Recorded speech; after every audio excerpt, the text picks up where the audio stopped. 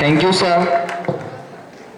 त्यानंतर मी doctor Shrikant Patil sir यांना विनंती करते की त्यांनी विद्यार्थ्यांना मार्गदर्शनाबाबत काही शब्द बोलावे.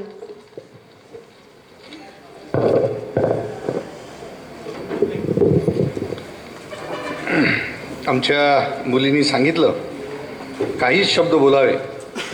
आमचे बुडेकर महाराज त्यांना नेहमी सांगतात की 2 शब्द बोला, पण ते 2000 शब्द बोलून जातात, त्याशिवाय कमी काही करत नाही. आणि शेवटी सांगतात पण की मला 2च शब्द बोलायला लावले, पण मी 2000 शब्द बोललो. आणि तुमची माफी पण मागतात. असे आमचे राजेंद्रजी बुडेकर महाराज आहेत. ते नुकतेच त्यांचं आता नामकरण पोले महाराज म्हणून आम्ही या प्रसंगी केलेलं आहे. आजच्या या खरोखरच मला खूप आनंद झाला की म्हणजे मी वाशिमला इंजिनिअरिंग कॉलेज असं एक संकल्पनाच नव्हतं करू शकत की बाबा वाशिमला इंजिनिअरिंग कॉलेज आणि ते कसं काय अमुक तमुक, म्हणजे निरनिळ्या प्रकारचे विचार माझ्या मनामध्ये आले. आणि इथे आल्यानंतर मॅडम ती कधी मला सांगितलं नाही, माझ्या ऑफिसमध्येही त्या येऊन गेल्या, पण असं कधी सांगितलं नाही त्यांनी, त्यांच्या याच्यातून काहीच एका शब्दानेही बोलल्या नाही. आणि सर म्हणे आम्हाला फक्त NSSचं युनिट पाहिजे, वाशिमला आमचं इंजिनिअरिंग कॉलेज आहे. मी म्हटलं बा आता थोडी टाळाटाळ केली, म्हटलं पाहू करू, असं नेहमीची जी भाषा असते आमची पहिल्यांदा पाहून येऊ. आणि योगायोग काही येत नव्हता, परंतु मॅडम आल्या आणि त्यांनी ज्या आग्रहाने आपल्याला राष्ट्रीय सेवा योजनेचं युनिट मिळवून घेतलं, तर तेव्हा माझ्या लक्षात आलं नाही बा काहीतरी दम आहे. आणि आता जेव्हा सगळे हे प्रॉस्पेक्टस वगैरे मी तुमचं पाहिलं, तर खरोखरच माझी जी संकल्पना होती, आणि माझी म्हणण्यापेक्षा आता आमचे जे नवीन कुलगुरू आले आहेत यांची जी संकल्पना आहे, त्या संकल्पनेच्या अनुषंगाने या कॉलेजचा सगळा कारभार मला दिसतो आहे. आणि मला खूप आनंद झाला. म्हणजे ॲक्च्युअली मी 2004 पासून म्हणजे आमच्या दिग्रसला मी सायन्स कॉलेजला एक लेक्चरर होतो, तेव्हापासून मी ह्या ट्रेनिंग आणि प्लेसमेंटच्या मागे खूप लागलो होतो. बघ कोणती कंपनी आणायची आणि काही नाही मिळलं ते आता ते होकार्ड वगैरे ह्या ज्या आमच्या कंपन्या आहेत, गरवारे त्यावेळेस औरंगाबादला होती, त्यावेळेस आम्ही BSCचे मुलं तिथे, फिरोदिया ग्रुप होता त्यावेळेस तिथे BSCचे मुलं आम्ही पाठवले होते. एक वेळेस सहज फिरोदिया ग्रुप आला आणि फिरोदिया ग्रुप असं म्हणाला की आम्ही कास्टिंगचं काम करतो, आम्हाला बायोचे वगैरे पोरं पाहिजे नाही, आम्हाला केमिस्ट्री फिजिक्स आणि मॅथ्स हे असणारे पोरं द्या, आणि त्याला फिजिक्स आणि मॅथ्स ज्याचं चांगलं असेल तेच पोरं द्या. तर अशा प्रकारची त्यावेळेसपासूनची संकल्पना होती. आणि मित्र तुम्हाला सांगतो की मी 12वी झाल्यानंतर माझी पहिली बॅच, दुसरी बॅच असेल, राममेघे ज्यांचं नाव आता राममेघे इन्स्टिट्यूट ऑफ रिसर्च टेक्नॉलॉजी वगैरे झालेलं आहे, त्या कॉलेजचा मी फर्स्ट इयरचा विद्यार्थी. आणि फर्स्ट इयरला जेव्हा मी गेलो आणि सगळं एक 2 महिने मी कॉलेज केलं, आणि जेव्हा माझ्याकडे माझ्यासमोर जेव्हा M1 आला, त्यावेळेस मी म्हटलं बा आपलं काही खरं नाही. बरेच फोन मला येतात, सर मी या कॉलेजचा विद्यार्थी आहे, NSSमध्ये होतो, सर 2च मार्काने M1 राहिला हो, कुठं जमते काय? नाहीतर M2 विषयी M3 विषयी काहीतरी ते बोलतातच. म्हणजे जेवढे काही फोन माझ्याकडे येतात ना, ते M1 M2 आणि M3चेच राहतात. मी खूप गहन विचार केला की बाबा हे काही आपल्याला जमण्यासारखं नाही, म्हणून मी तो मार्ग सोडला आणि BSc केलं. आणि मग MSc झालं वगैरे वगैरे, ह्या सगळ्या गोष्टी या होत गेल्या. तर सांगायचा उद्देश माझं तात्पर्य एवढंच होतं की मी कल्पना म्हणजे आज जी काही माझी म्हणजे मी विचार केला होता त्याच्या कितीतरी पट आपल्या महाविद्यालयात आल्यानंतर या सगळ्या गोष्टी आणि प्रॉस्पेक्टर्स पाहिल्यानंतर खरोखरच मलाही असं वाटायला लागलं की बाबा जे काही आपण 403 महाविद्यालयासाठीचे भांडवत प्लेसमेंट झालं पाहिजे, मोठ्या प्रमाणात या सगळ्या गोष्टी झाल्या पाहिजे. तेव्हा असं लक्षात आलं की आपण फक्त हे सगळ्या गोष्टी करून घेतो आहोत, पण खऱ्या अर्थानं ज्याच्यामुळं आपल्याला म्हणजे ज्याचं काही न करता म्हणजे आपला याच्यामध्ये काही रोल न राहता या कॉलेजमध्ये किती मोठ्या प्रमाणात प्लेसमेंटचं काम सुरू आहे. खरोखरच आमच्या कुलगुरूंनासुद्धा तुम्हाला इथे हमी देतो मी, आमच्या कुलगुरूंनासुद्धा आम्ही इथे आणण्याचा प्रयत्न करू, जरूर कुलगुरूंना इथे घेऊन येऊ. कारण याच्यासाठी की काहीतरी मॉडेल आपण दाखवलं गेलं पाहिजे. माझा नेहमी कन्सेप्ट एकच असतो की काहीतरी मॉडेल आपण दाखवलं पाहिजे. आणि म्हणून या प्रसंगी इथे आपण मला बोलवलं याबद्दल खरोखरच आपले आभार व्यक्त करतो. 26 जानेवारीला आम्ही दोघांनी ठरवलं होतं, अनिरुद्ध पाटील आणि मी, की 26 जानेवारीला जाऊ. तर सरांचा फोन आला, सर आमचं इनॉग्रेशन आहे, त्याच्याच फंक्शनला तुम्ही या. आम्ही बरोबर 8 वाजता तयार होऊन तुमच्याकडे निघालोय. परंतु तुम्हाला माहीत आहे की ऑफिसचे ड्रायव्हर आणि ऑफिसच्या गाड्या कधी धोका देईन हे सांगता येत नाही. आणि म्हणून माझ्या ड्रायव्हरचा मला फोन आला, सर काल रविवार होता त्याच्यामुळं मी आज तुमच्यासोबत येऊ शकत नाही. आणि म्हणून आम्ही लगेच दुसरी गाडी सांगितली आणि त्या गाडीने निघालो. म्हणून वेळ झाला. म्हणून सर्वप्रथम सर्वांची जाहीर माफी याच्यासाठी मागतो की 2 तास तुम्हाला आमच्यामुळं लेट व्हावं लागलं. असं म्हणजे आमच्या कुलगुरूंनी सांगितलं आहे की कोणताच कार्यक्रम बिफोर 5 मिनिट्स सुरू करा, पण आफ्टर 5 मिनिट्स सुरू करू नका. प्रीफोन झाला तर चालतील पण पोस्टपोन करायचा नाही. आणि म्हणून आजच्या या प्रसंगी या महाविद्यालयाच्या सर्व advocate Vaishali Walchhade madam, Kadam sir आणि आमच्या या सर्व महाविद्यालयाचे प्राचार्य मंडळी, प्राध्यापक मंडळी, आमच्यासोबत आलेले आमचे मित्र अनिरुद्धजी पाटील, आमचे राजेंद्रजी घोडेकर महाराज, उपस्थित सर्व प्राध्यापक मंडळी, संपूर्ण सर्व महाविद्यालयाच्या आणि माझ्या सर्व विद्यार्थी मित्र हो. राहुल अंबाडकर सर आमचे कार्यक्रम अधिकारी आहेत. आणि तुम्हाला सांगतो की राष्ट्रीय सेवा योजनेच्या माध्यमातून या 3 वर्षामध्ये जी काही आम्ही राष्ट्रीय सेवा योजनेलाच विद्यार्थ्यांचं खरं उज्ज्वल भविष्यासाठी काम करण्यासाठी सगळं लावलेलं आहे. आणि म्हणून उज्ज्वल भविष्य कोणाचं निर्माण व्हायचं तर आमच्या विद्यार्थ्यांचं उज्ज्वल भविष्य या राष्ट्रीय सेवा योजनेच्या माध्यमातून निर्माण झालं पाहिजे. आणि म्हणून सगळ्या प्राध्यापक लोकांनाही माहीत आहे, आमच्या मॅडमलाही माहीत आहे की समजा जर एखादा कार्यक्रम जर आपण घ्यायचा ठरवला तर सर्वात मोठी गोष्ट अशी येते की किती वर्गणी द्यावं लागेल जर मॅनेजमेंट तयार नसेल तर. आणि तो गहन प्रश्न जो आता निर्माण झाला आहे सध्याच्या परिस्थितीमध्ये तो आहे की आमच्या 6वे वेतन आयोग ज्या ज्या प्राध्यापक लोकांना मिळालेलं आहे, अरियर्स मिळालं आहे, त्यांच्यासमोर फार मोठ्या प्रमाणात आहे. आणि म्हणून राष्ट्रीय सेवा योजनेला विद्यार्थ्यांच्या उज्ज्वल भविष्यासाठी काम करण्याचं असं आम्ही ठरवून टाकलं की बघ काम काय करायचं, राष्ट्रीय सेवा योजना काम काय करेल. खूप आम्ही शिबिरं घेतो. 195 गावामध्ये 5 जिल्ह्यामध्ये आमचे शिबिरे झाले, 195 खेड्यामध्ये प्रचंड काम झालं. आणि या कामामध्ये प्रचंड प्रमाणात पोरांनी श्रमदान करून बंधारे आहेत, मोठे मोठे म्हणजे हागणदारी मुक्त गाव आहेत, कोणी बाहेर शौचालयात जाऊ नये अशा प्रकारचं संपूर्ण गाव ज्याच्यामध्ये संडासाची व्यवस्था पूर्ण गावामध्ये घरोघरी असली पाहिजे अशा प्रकारचं काम आमच्या विद्यार्थ्यांनी केलं. दुपारच्या सत्रामध्ये पर्सनॅलिटी डेव्हलपमेंटचे कामं झाले, संध्याकाळच्या सत्रामध्ये सांस्कृतिक कार्यक्रम झाले. आमच्या विद्यार्थ्यांना कुठेतरी इथे येऊन बोलायची संधी, जशा ह्या मुली 2 जणी आणि आमचा मुलगा जो काही संचालन करत आहेत, यांचे संचालन करत असताना त्यांचं कुठेतरी ते स्टेजवरती येऊन बोलले पाहिजे अशा प्रकारच्या 3 सत्रामध्ये 7 दिवस फक्त काही विद्यार्थी घेऊन 3 लाख विद्यार्थी आमच्या विद्यापीठामध्ये आहेत. 25,000 राष्ट्रीय सेवा योजनेचे विद्यार्थी आमचे आहेत, 25,000 फक्त 3 लाखामध्ये 25,000. आणि त्यातही 12,500 विद्यार्थी आमचे हे सगळ्या या ज्या काही शिबिराच्या दरम्यान जात असतात. आणि या 12,500 विद्यार्थ्यांमधून मी असं ठरवलं की 2.5 करोड रुपयाचं आमचं एवढं मोठं प्रचंड बजेट आहे, तर त्यातून कमीत कमी फक्त 2.5 म्हणजे 250 विद्यार्थी, 12,500 मधून 250 विद्यार्थी कुठेतरी या शिबिराच्या माध्यमातून त्यांना रोजगार मिळाला पाहिजे. या शिबिराच्या माध्यमातून स्पर्धा परीक्षेकडे आमचे विद्यार्थी वळले पाहिजे. या बाबतीतून म्हणजे या शिबिराच्या माध्यमातून कुठेतरी आमचा विद्यार्थी स्वतःच्या पायावर उभा झाला पाहिजे. म्हणून आम्ही नाव देऊन टाकलं की उज्ज्वल भविष्यासाठी राष्ट्रीय सेवा योजना. विद्यार्थी मित्र हो, तुम्ही जर विचार केला 157 जागा IASच्या आहेत आमच्या महाराष्ट्रामध्ये. 157 IAS ऑफिसर येतात दरवर्षी. म्हणजे जिथे जिथे असेल 35 आमचे जिल्हे आहेत, 35 कलेक्टर IAS, 35 आमच्या ZP आहेत, तिथे असणारे जे काही CO आहेत ते IAS 35, 70 झाले. अजून काही निर्णय वेगवेगळ्या प्रकारचे डिपार्टमेंट्स आहेत, आमचे कमिशनर आहेत ते IAS आहेत, ते 10-20 पकडून घ्या, असे 90. आणि मंत्रालयातले एक 5-50 IAS ऑफिसर पकडून घ्या.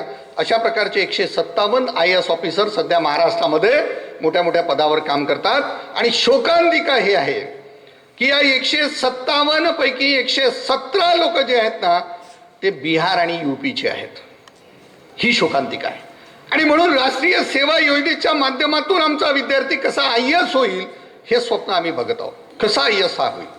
आणि म्हणून प्रत्येक महाविद्यालयामध्ये राष्ट्रीय सेवा योजना देऊन या माध्यमातून, या सेवा योजनेच्या माध्यमातून कोणत्याही प्रकारचे कार्यक्रम घ्यायचे नाही, जयंत्या नाही, पुण्यतिथ्या नाही, आम्ही सगळे बंद करून टाकलं. मला वाटलं असेल की शाल काय बरं सरांनी घेतली नाही, म्हणून ही शाल पांघरायची असेल तर कोणत्या तरी गरीब माणसाला पांघरा. आमचे गाडगे महाराज सांगून गेले की जे काही आपण दिवा किंवा वात लावतो आहेत ना, ही जे वात लावतोय याच्या वातीमध्ये जे तेल आम्ही टाकतोय ते अर्धा लिटर तेल मोठ्या प्रमाणात हे लागतं आहे. आणि या अर्ध्या लिटर तेलामध्ये 10 घरच्या गरिबांची भाजी होईल. एवढं तेल फक्त कशासाठी जाळतोय आम्ही माहिती आहे का? फक्त आमचं उद्घाटन झालं म्हणून. आणि म्हणून ही सगळी संस्कृती आम्ही बंद करून टाकली. मॅडमनी सांगितलं की आम्ही फुल तोडत नाही, आम्ही पुष्पगुच्छच बंद करून टाकले. म्हणजे फक्त झाड द्या, पाहुण्यांच्या हाताने पहिलेच गड्डा खोदून ठेवा, त्या पाहुण्याला त्या गड्ड्यात न टाकता झाड त्याच्या हाताने लावून घ्या आणि कुठेतरी वृक्षारोपण करून ह्या कार्यक्रमाचं उद्घाटन, त्याचं स्मरण राहिलं पाहिजे म्हणून घ्या. आता हा तुम्ही काही पुष्पगुच्छ मला दिला, 25 ते 30, 50 रुपयापर्यंतचा पुष्पगुच्छ आहे.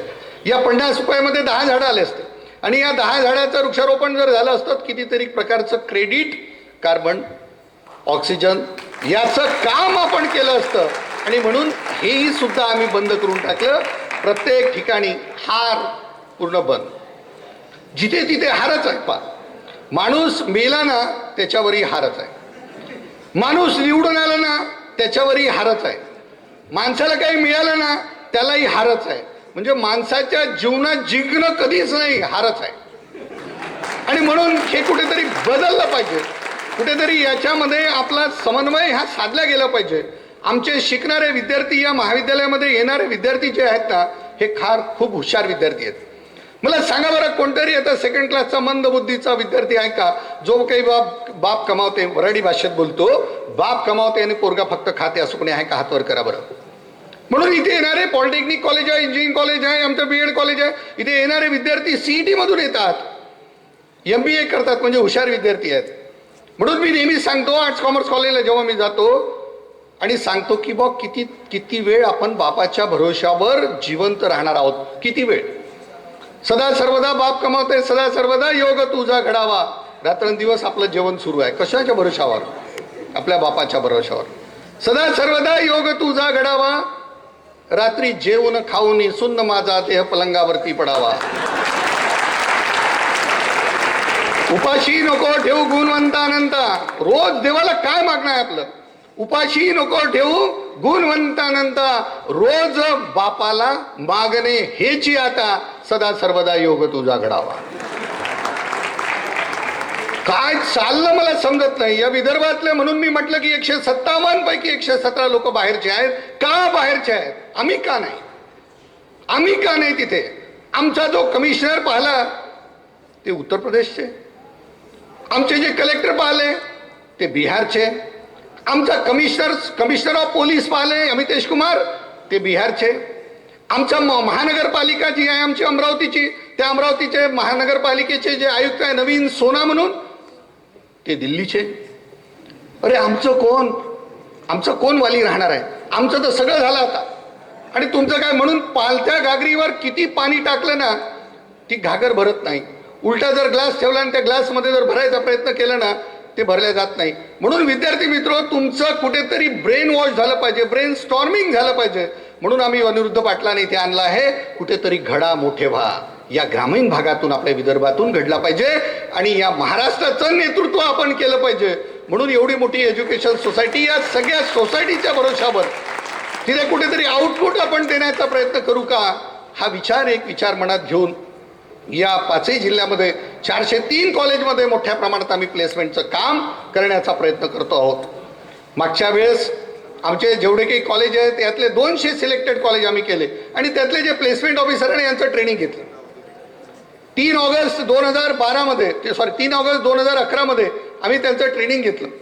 मॅडमला सांगू इच्छितो की 3 ऑगस्ट 2011 पासून 200 प्लेसमेंट ऑफिसर आम्ही तयार केले. 200. की बघ खरोखरच काय असते प्लेसमेंट ऑफिसर, म्हणजे काय भूमिका बजवायची, कोण तो प्लेसमेंट ऑफिसर, त्यांनी विद्यार्थ्यांसोबत कशा प्रकारचं इंटरॅक्शन केलं पाहिजे. आणि म्हणून ही सुरुवात म्हणून मागच्या वर्षीपर्यंत आजपर्यंत विद्यापीठामध्ये सुद्धा आम्ही 27 कंपन्या आणल्या. As a director career counselling cell, as a placement officer म्हणून 27 कंपन्या आम्ही विद्यापीठामध्ये आणल्या. पण विद्यापीठामध्ये आणत असताना आम्हाला मिळतं काय? बाहेरच्या कॉलेजमधलेच मुलं आम्हाला बोलावं लागतात. आमच्या विद्यापीठामध्ये असं काही नाही. आमच्या विद्यापीठामध्ये कॉलेजेस नाही. आमचे पोस्ट ग्रॅज्युएशनचे डिपार्टमेंट्स आहेत त्यांच्यासाठी सुद्धा. आणि खरोखरच्या मर्मावर आता सरांनी प्रास्ताविक करताना सांगितलं की आम्ही कम्युनिकेशन स्किलच्या बद्दल का कमी पडतो. काही कंपन्या तर असं म्हणाल्या, सर फर्स्ट क्लास असेल तेवढेच पुरं आम्हाला द्या. अरे म्हटलं भाऊ सेकंड क्लास कुठं जाईल आमचे. म्हणजे त्यांना सांगा ना, बापाच्या बरोबरच्यावर सदा सर्वदा योग तुझा घडावा चालू द्या, काय चिंता करायचं काम नाही. आणि म्हणून हे कुठेतरी बदललं पाहिजे. म्हणून कम्युनिकेशन स्किल आमचं का आम्ही डेव्हलप करू शकत नाही, काय आमच्यामध्ये कमी आहे. इतकं जबरदस्त पोटेन्शियल आहे. तुम्हाला विद्यार्थी मित्र सांगतो की पुणे आणि औरंगाबादच्या ज्या कंपन्या आहेत ना, नाशिकच्या कंपन्या आहेत ना, त्याच्यावरती टॉपचे काम करणारे जे काही पोरं असतील ते फक्त विदर्भातले आहेत. टॉपचे काम करणारे विदर्भातले आहेत. आणि तुम्हाला सांगतो 6 अमेरिकेतले जे काही लोक जे टॉपचे काम करणारे आहेत, जे आम्ही फक्त काम करतो. आम्ही असा विचार कधीच करत नाही की बा अशा प्रकारची आपली कंपनी झाली पाहिजे. हा विचार आमच्या मनात नाही का आम्ही विदर्भातले आहोत. पण पुण्या मुंबईचे लोक काय विचार करतात माहिती आहे का, काम करत असताना अशा प्रकारची कंपनी मी कशी तयार करणार, कमीत कमी या कंपनीला रॉ मटेरियल पोहोचवण्याचं काम मी कसं करणार, हे ते विचार करत राहतात. आणि तुम्हाला USA ची गोष्ट सांगतो की जे काही टॉप 6 लोक भारतातून चांगले काम करणारे प्रशासनामध्ये किंवा सगळ्यामध्ये जर काढले, या 6 पैकी 3 लोक विदर्भातले आहेत. अशा प्रकारचं एक चांगलं जबरदस्त टॅलेंट आपल्याकडे असताना मग याचा अभाव कुठे आहे हा मी विचार केला. तर आमचं असं लक्षात आलं की आमचा अभाव याच्यामध्ये आहे की आम्ही जे काही आम्ही विद्यार्थ्यांना देत आहोत त्याच्या पूर्वी जो काही ट्रेनर त्यांच्यापर्यंत आम्हाला पाठवायचा आहे ना, तोच आम्ही तयार केला नाही. आणि म्हणून 27 कंपन्या आणल्यानंतर air force, TCS, Mahindra tech, Mahindra and Mahindra, जे अनेक कंपन्या, फिरोदिया ग्रुप, म्हणजे होकार्ड वगैरे सगळ्या कंपन्या, मोठ्या मोठ्या कंपन्या आम्ही तिथे आणल्या. आणि ह्या सगळ्या आणल्यानंतर जेव्हा इंटरॅक्शन आमच्या पोरांची झाली, आमचे पोरं कम्युनिकेशनमध्ये कमी पडले, आमचे पोरं इंटरव्ह्यू देत असताना कमी पडले, आमचे पोरं ग्रुप डिस्कशनमध्ये कमी पडले, आमचे पोरं टीम एखादा विषय जर ग्रुप डिस्कशनला दिला ना, आमचे पोरं चूक, कोणी सुरुवात करायला काम नाही. अरे बा कोणतरी सुरुवात करा ना. म्हणून ग्रुप डिस्कशनमध्ये सुद्धा ग्रुप डिस्कशन होत असताना जेव्हा सुरुवात केली जाते त्यावेळेसच पोरगा ओळखल्या जाते की वो हा खरोखरच काही कंपनी समोर नेईल का, बोलेल का. आणि म्हणून ग्रुप डिस्कशनमध्ये सुद्धा फार महत्वाचं आहे communication skill, interview techniques, group discussion. आणि फर्स्ट क्लास हा लागलेलाच गेलाय. मी एका कंपनीच्या मॅनेजरला विचारलं, म्हटलं साहेब तुम्ही सगळे फर्स्ट क्लासच सांगता, मी तर थकून गेलो, 20 कंपन्या झाल्या, तुम्ही फर्स्ट क्लास शिवाय काही बोलत नाही. आता म्हटलं भाऊ शेवटची कंपनी आमची 27वी एअरफोर्स होती, सेंट्रल गव्हर्नमेंटनी पाठवलेली. आमच्या राष्ट्रपती असल्याच्यानी आम्हाला पुष्कळसा त्याचा फायदा होऊन राहिलेला आहे. आणि जर मॅडमनी म्हटलं तर फायनल इयरच्यासाठी आम्ही एअरफोर्स सुद्धा इथे आणू शकतो जर आपली इच्छा असेल तर. एअरफोर्स वाशिममध्ये या कॉलेजमध्ये आम्ही आणू शकतो. कारण एवढंच आहे की फक्त आमच्याजवळ आता म्हणजे जे काही लिंक आमच्या लागलेल्या आहेत त्या 6 महिन्याच्या लिंक आता शिल्लक आहेत. आणि मोठ्या प्रमाणात सुद्धा जर आम्हाला म्हटलं तर विद्यापीठाकडून सुद्धा हे आम्ही आणू शकतो. कोणत्याही प्रकारचा चार्ज जो आहे ना कंपनी इथे येईपर्यंतचा बिलकुल नाही. फक्त 2 टाईमचं त्यांना जोपर्यंत आमच्या कंपन्या इथे थांबतात तोपर्यंत जेवण द्या, एवढंच आमचा चार्ज आहे. त्यांचं जायचं सगळं आमचं करिअर काउन्सिलिंग सेल करतं. मग त्याच्यासमोर आम्ही पुन्हा गेलो, त्या मॅनेजरला असं विचारलं की वो आमचे पोरं का सिलेक्ट करत नाही तुम्ही, काय कारण आहे, सेकंड इयरचे पोरं सेकंड क्लासचे पोरं का घेत नाही. कारण सर त्यांची मेंटॅलिटी फिक्स आहे बिलकुल. म्हणजे मी म्हटलं मेंटॅलिटी फिक्स आहे म्हणजे काय. म्हणजे तुमचे आर्ट्स कॉमर्स सायन्सचे पोरं एक विचार करतात की इंग्लिश आपल्याला खूप कठीण विषय आहे, मग काय करायचं, किती % आहे इंग्लिशमध्ये पास व्हायसाठी. तर फक्त 30% मार्क इंग्लिशमध्ये 100 पैकी पास व्हायसाठी लागतात, 30 मार्क. आणि इकडून तिकडून आपलं कसं तरी करून इम्पॉर्टंट प्राध्यापकाला विचारून काय येणार आहे सर मागचे पेपर पाहून 10-20 मार्काचं इकडून तिकडून जमवून टाकतात. 20 मार्क भेटले की 5 मार्क सर रिकाम्या जाग्यातले याचे त्याचे 5 होऊन जातात. 25 भेटले तर आमचा पोरगा एवढा आनंदी होऊन जातो कारण त्याची मेंटॅलिटी फिक्स आहे, फक्त पास व्हायचा, फक्त पास. आणि राहिलेले 5 मार्क मग NSSचे झालं रे बाबा म्हणते पास आपण नाही इंग्लिशमध्ये. म्हणजे NSSच्या 5 मार्कांनी जेव्हा तो पास होतो ना आणि बाहेर जेव्हा मार्कशीट घेऊन येतो, काय रे झाला बघ सर इंग्लिश निघाला, दुसरं काही नाही, सर इंग्लिश निघाला आपली कृपा. अरे कुठे चाललो आपण. आणि म्हणून आमची मेंटॅलिटी फिक्स आहे. जर 100% जर तुम्हाला सांगितलं की प्रोडक्शन हे 100 प्लेटचं प्रोडक्शन झालं पाहिजे, 100 बेरिंगचं प्रोडक्शन झालं पाहिजे, सर 100 बेरिंग एका दिवसात, 100 बेरिंग. जेवायला कधी जाऊ, 12 वाजले, पाहुणे येतच नाही, भूक लागून गेली, काय सांगतात ते नंतर पाहत बसू, पहिले जेवायचं काय.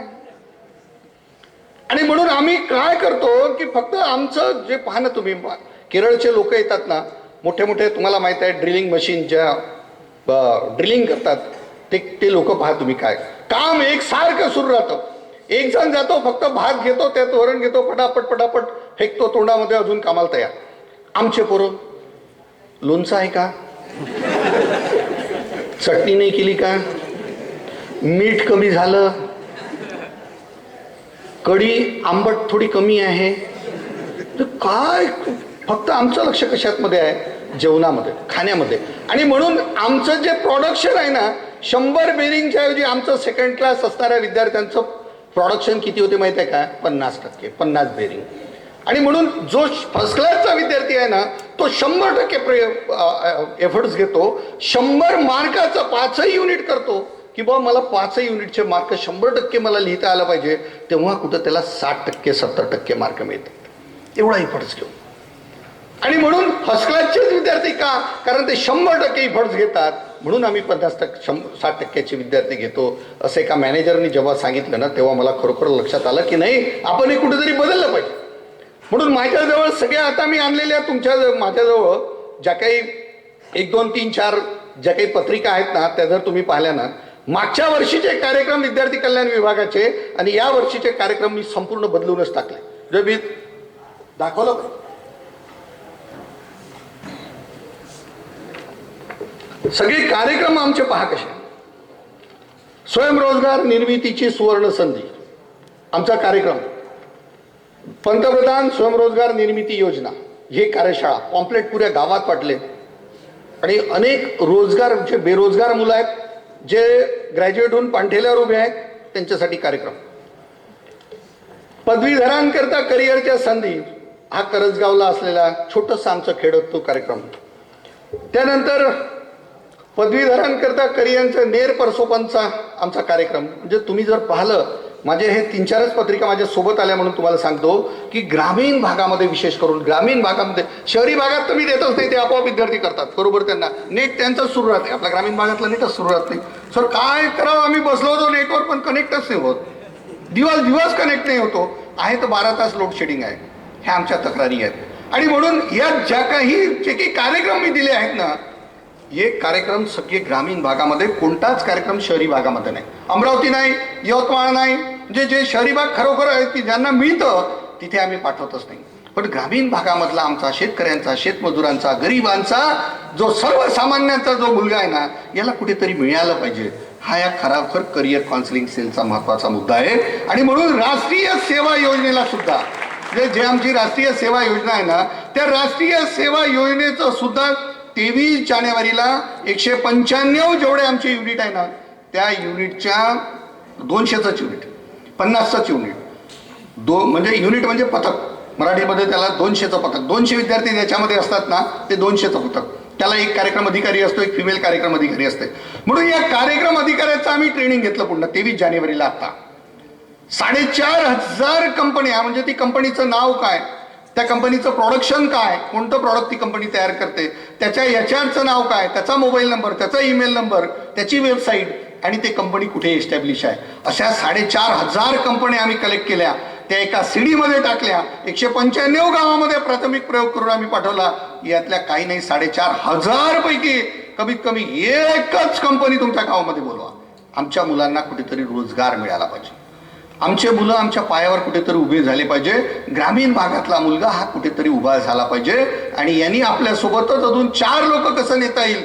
आणि हे प्रचंड जे काही आपण बेकारी असं म्हणतो, चांगले मुलं मिळतच नाही. म्हणजे ऑफिसमध्ये रोज 4-5 लोक येतात, आम्ही आल्याबरोबर सांगतात मी MSc IT झालं. काय MSc IT, बरोबर आहे ना. मी म्हटलं बरं ठीक आहे, माझं एक पेज आहे, हे टाईप करून दाखव. तो माझ्याकडे पाहतो, अरे बा कसं झालं, किती % आहे, तर म्हणे 70%. म्हटलं सांगू किती झाले. म्हणजे आम्ही MSc IT झालो, परंतु आम्हाला साधं इंटरनेट ओपन करता येत नाही. हे आमचं MSc IT. आणि म्हणून अशा भागामध्ये असे जे पोरं येतात ना, त्यांना मी सांगतो की बाबा हो, आता तरी सुधरा रे, आता तरी सुधरा. आणि म्हणून राष्ट्रीय सेवा योजनेच्या माध्यमातून सुद्धा आम्ही आमचे जे प्लेसमेंट ऑफिसर म्हणून त्यांना ट्रेनिंग दिलं आहे आता 23 जानेवारीला. आणि त्यांना सांगितलं की 2 महिने आता तुमच्याजवळ वेळ आहे. या 2 महिन्यामध्ये फक्त एक कंपनी तुम्ही तुमच्या कॉलेजमध्ये आणा, त्याचा खर्च सगळा आम्ही करतो. पण आमच्या विद्यार्थ्यांना कमीत कमी समोर तर जाऊ द्या. कंपनी येऊन कशा प्रकारचा इंटरव्ह्यू घेत हे तर माहीत होऊ द्या. पोरं लागणार नाही ते चालेल, परंतु माहिती त्यांना झाली पाहिजे. हा खरा त्याच्या मागचा आमचा उद्देश आहे. म्हणून पूर्ण कॉलेज घ्यायचं बघ, कॉलेजचा प्लेसमेंट ऑफिसर आहे. पण या 200च्या युनिटसाठी, 150च्या युनिटसाठी, 100च्या युनिटसाठी, 50च्या युनिटसाठी एक प्लेसमेंट ऑफिसर, तोच कार्यक्रम अधिकारी 50 लोकांवरच विचार करेल, 50 लोकांचाच विचार करेल, 100 लोकांचाच विचार करेल. त्या 100 पैकी 25 हुशार कसे आहेत? कारण भाऊ स्पर्धा परीक्षेची तुला आवड आहे का? मग त्यातले 20 लोक तो स्पर्धा परीक्षेसाठी काढेल. कारण भाऊ काहीतरी स्वयंरोजगार करायची आवड आहे का तुला? आणि तुम्हाला सांगतो की बी फर्स्ट क्लास जर नसेल ना, आणि तो जर बी सेकंड क्लास जरी असेल, = 10+, काही त्याला व्हॅल्यू नाही. आणि म्हणून मोठ्या प्रमाणात जर आपल्याला स्वयंरोजगाराकडे जर वळायचं असेल, कितीतरी आमचे मुलं असे आहेत की ज्यांनी कुक्कुटपालनाचाच व्यवसाय सुरू केला बी झाल्यानंतर. लाज वाचायचं कारण नाही, कारण आम्ही आमच्या पायावर उभं आहोत. काही लाज वाटून घ्यायचं कारण नाही. नाही कुठे जमलं ना, आम्ही आमच्या पायावर उभे राहू, काही करायचं गरज नाही. आणि म्हणून आम्ही आमच्या पायावर उभं राहण्यासाठी त्या 100 पैकी 20 लोक स्वयंरोजगाराकडे, 20 लोक स्पर्धा परीक्षेकडे, 20 लोक जे काही उरलेले आहेत ते कुठेतरी प्लेसमेंट झाले पाहिजे कोणत्या तरी कंपनीमध्ये याच्यासाठी, आणि 20 लोक कुठेतरी चांगली आणि शेती सुद्धा केली पाहिजे, अशा तऱ्हेचं बायफर्गेशन त्यांचं करून त्यांच्यावरच कॉन्सन्ट्रेट करायचं. फार मोठं सगळं म्हणजे पूर्णच्या पूर्ण महाविद्यालय घ्यायचं आणि एकही त्यातला प्लेस जर झाला नाही तर फार मोठी शोकांतिका होईल. म्हणून जेवढं काही आमचे पथक आहे त्याच्यावरतीच आम्ही कार्यक्रम अधिकारी म्हणून नेमलेले आहेत. निश्चितच त्याचा उपयोग आपल्यापर्यंत सुद्धा आल्याशिवाय राहणार नाही. म्हणून मी सगळ्यांना सांगतो, सगळ्या कार्यक्रम अधिकाऱ्यांना म्हटलं मी की बा मी हे का केलं, कारण पुरं गाव मामाचं आणि कोणीच नाही कामाचं असं होऊ नये. जे पूर्णच्या पूर्ण अख्खं कॉलेज घ्यायचं आणि त्यातला एकही लागू नये असं होऊ नये. म्हणून कमीत कमी आमच्याकडे जेवढा काही युनिट आहे, जेवढं काही पथक आहे, त्या पथकाच्या माध्यमातून आमच्या विद्यार्थ्यांना अशा प्रकारचं कुठे ना कुठे संधी मिळायला पाहिजे. हा खरा राष्ट्रीय सेवा योजनेच्या मागचा आमचा उद्देश आहे. आपण जर राष्ट्रीय सेवा योजना काढून टाका, यावर्षी तर आम्ही सेल्फ फायनान्स युनिट दिलं, पण मॅडमला सांगतो की पुढच्या वर्षी 150चं सेल्फ फायनान्सिंग नाही, 150चं आताच गेल्याबरोबर सगळं टाकतो आणि 150चं युनिट पुढच्या जून पासून घोषित झालं म्हणून इथं डिक्लेअर करतो. सगळा पैसा आम्ही देऊ. प्रत्येक वर्षी शिबिरासाठी 45,000 रुपये आणि रेग्युलर ऍक्टिव्हिटी ज्या काही वर्षभर आमच्या चालतात त्याच्यासाठी 45,000 रुपये. पुढच्या वर्षीपासून 90,000 रुपयाचं फंडिंग संत गाडगेबाबा विद्यापीठाच्या राष्ट्रीय सेवा योजनेच्या माध्यमातून आपल्याला दिलं जाईल. विद्यार्थी मित्र, त्याचा कुठेतरी लाभ घ्या. मला काय पाहिजे, मी सांगितलं की आम्ही बोलतो खूप ना, पण मला काय पाहिजे तुमच्या मनातलं जोपर्यंत आम्हाला कळणार नाही तशा प्रकारचे कार्यक्रम आपल्याला देता येणार नाही. सर मला शेळी मेंढीचा व्यवसाय करायचा आहे, जरी मी BA असलो किंवा MBA करत असलो किंवा अजून काही असलो, मला शेळी मेंढी कशा तऱ्हेनं म्हणजे पाळल्या जातात, त्यांचा ग्रुप कसा फॉर्म केला जातो, तो व्यवसाय मला करायचा. असं जर म्हटलं ना, त्याच्यासाठी सुद्धा राष्ट्रीय सेवा योजनेच्या माध्यमातून कार्यक्रम घेतले जातील. क्वांटिटी पाहायला जाणार नाही, क्वालिटी काय, खरोखर त्यांच्या मनात काय, क्वालिटीनं ते काय मागतायत आपल्याकरता, अशा प्रकारचे निर्णया प्रकारचे कार्यक्रम आपल्या महाविद्यालयात सुद्धा राष्ट्रीय सेवा योजनेच्या माध्यमातून देण्याचा आमचा प्रयत्न राहील. म्हणून घाबरायचं काही कारण नाही.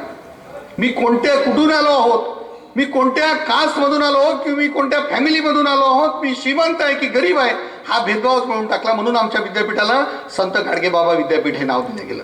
कदाचित असं झालं नसतं की संत गाडगेबाबा जेव्हा त्यांच्या मामाच्या घरी राहत होते आणि त्यांनी सांगितलं की मामानी त्याच्या पोरीचं लग्न असताना जे काही गाडगे महाराजांनी जे शेत सावकाराच्या कब्जातून सोडून आणलं होतं पैसे देऊन त्याला, आणि नंतर गाडगे महाराज शेती करायला लागले. मुलीचं लग्न आलं, मामाच्या मुलीचं लग्न आलं, ते मामाकडे राहत होते. मुलीचं लग्न आलं आणि गाडगे महाराजांच्या मामानी ते सावकाराकडे गेले आणि ते शेत गहाण केलं. गहाण केल्यानंतर हे गाडगे महाराजांना माहीत झालं, मामा मी तुमच्यासाठी दिवस रात्र इथं राबलो, वर्षाच्या वर्ष माझं खराब केली, माझी जवानी माझी आहे ते तुमच्या शेतासाठी मी खराब केली आणि तुमची हे शेत सावकाराला गहाण दिलं होतं. मामा असं म्हणाले की हे माझं आहे, हे माझं आहे, तू कोण उपऱ्या, बाहेरचा तू कोण मला म्हणणारा, की हे शेत का सावकाराकडे गहाण दिलं, एवढाच शब्द गाडगे महाराजांना लागला. आणि मित्रो, ज्या महाराजांचं नाव आमच्या संत गाडगे बाबाला दिलं गेलं, संत गाडगे बाबा अमरावती विद्यापीठ दिलं गेलं ना, एक अक्षर सुद्धा शिकलेला न माणूस त्याच्या डिग्र्या घेऊन आम्ही राबवतो आहे, हे कुठेतरी आम्हाला लागलं पाहिजे, हा खरा त्याच्या मागचा उद्देश आहे. आणि म्हणून आपल्या या माध्यमातून, तुमच्या माध्यमातून गाडगे बाबांची खरी सेवा या ग्रामीण भागामध्ये झाली पाहिजे, हा खरा त्याच्या मागचा आमचा उद्देश आहे. की कुठेतरी हे 10 ज्या सूत्री गाडगे महाराजांच्या 10 कमेंट्स गाडगे महाराज 10 कमेंट्स गाडगे महाराजांच्या आहे, त्या कुठेतरी आपल्यापर्यंत आल्या पाहिजे, त्याचा लाभ आपण घेतला पाहिजे, सर्वसामान्य विद्यार्थ्यांनी घेतला पाहिजे, गोरगरीब विद्यार्थ्यांनी घेतला पाहिजे, शेतकऱ्यांच्या विद्यार्थ्यांनी घेतला पाहिजे, शेतमजुरांच्या विद्यार्थ्यांनी घेतला पाहिजे. कमजोर समजू नका. करिअर काउन्सिलिंग सेल तुमच्या पाठीशी आहे, कुणीच कमजोर समजू नका. उमेदीनं आपल्याला कसं जाता येईल हा विचार या प्रसंगी झाला पाहिजे. एक शेवटचा शेर सांगतो, कारण तुम्हाला अनिरुद्ध पाटलांचा ऐकायचं आहे. हा शेर आमच्या खरोखरच मला खूप आनंद झाला म्हणून वायचाळ मॅडमसाठी हा शेर मी म्हणतोय. अब आग लगी इस घर में तो बचाई क्या है. सगळीकडे जे काही तुम्हाला चालू आहे हे तुम्ही पाहताय. अब आग लगी इस घर में तो बचाई क्या है, अगर बच गए आप तो जलाई क्या है. सब अपने अपने कोशिशों का नतीजा है, मुकद्दर अपना, वरना इन हाथों की लकीरों में रखाई क्या है. धन्यवाद.